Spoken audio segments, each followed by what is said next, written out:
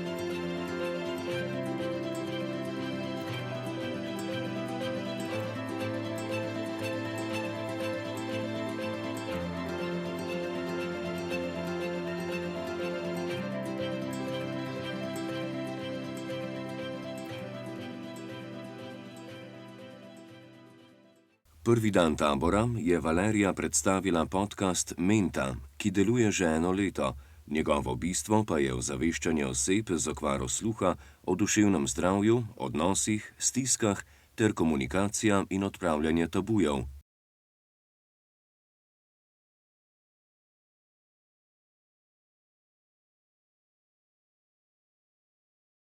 Drugi dan so se zvrstila številna predavanja. Najprej je o opolnomočenju žensk, njihovih pravicah in duševnem zdravju predavala gluha psihoterapevtka iz Danske.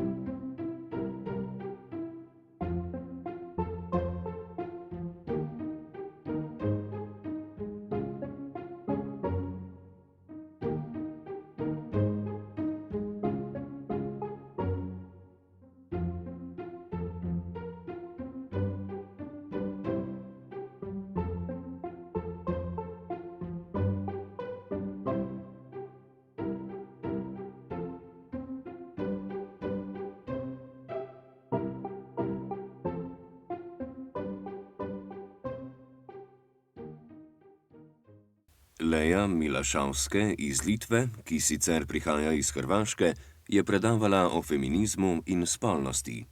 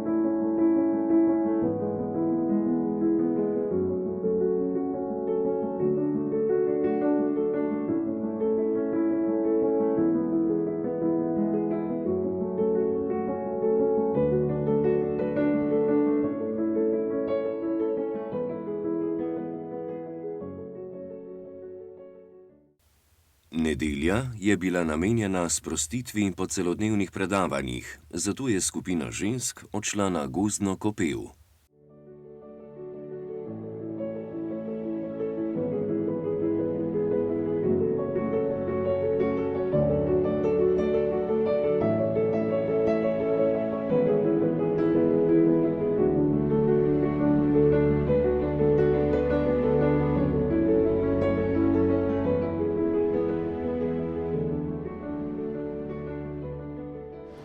Gozdna kopel je praksa za promocijo boljšega počutja.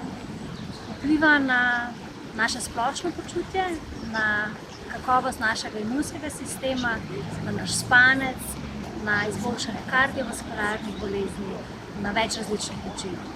Hkrati pa zmanjšuje občutek stresa v telesu in pa občutek anksioznosti, nemirnosti in tako naprej.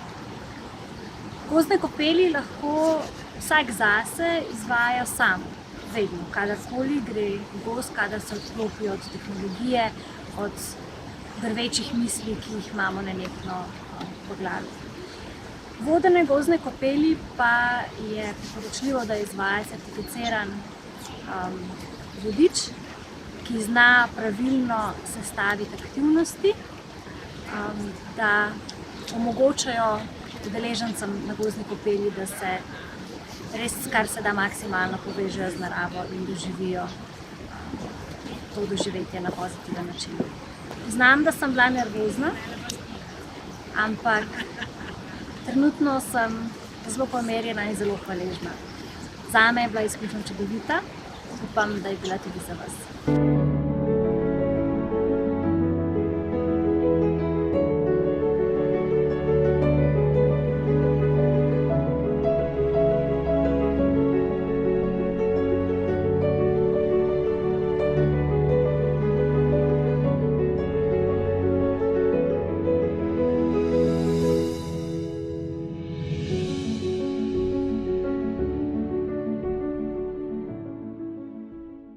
In kakšni so bili prvi vtisi o prvem taboru gluhih žensk?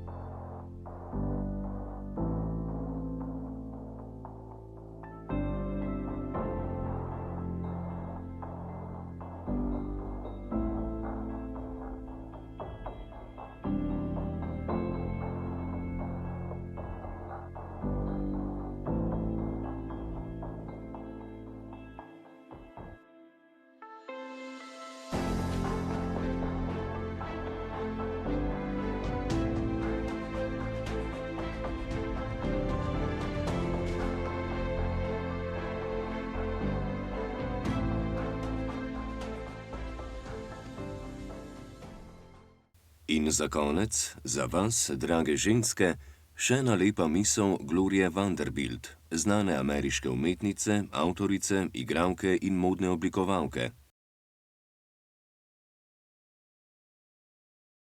Vedno sem verjela, da uspeh ene ženske lahko pripomore k uspehu druge.